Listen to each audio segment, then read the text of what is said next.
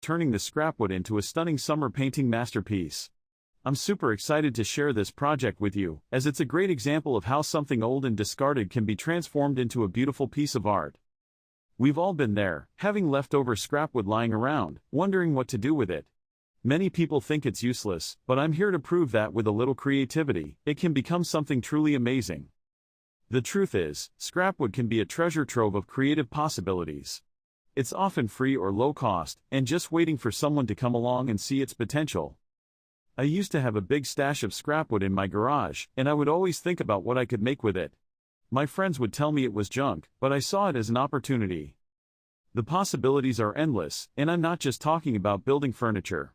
You can create decorations, wall art, and even functional items like coasters or cutting boards. For this project, I started by collecting various pieces of scrapwood and brainstorming ideas.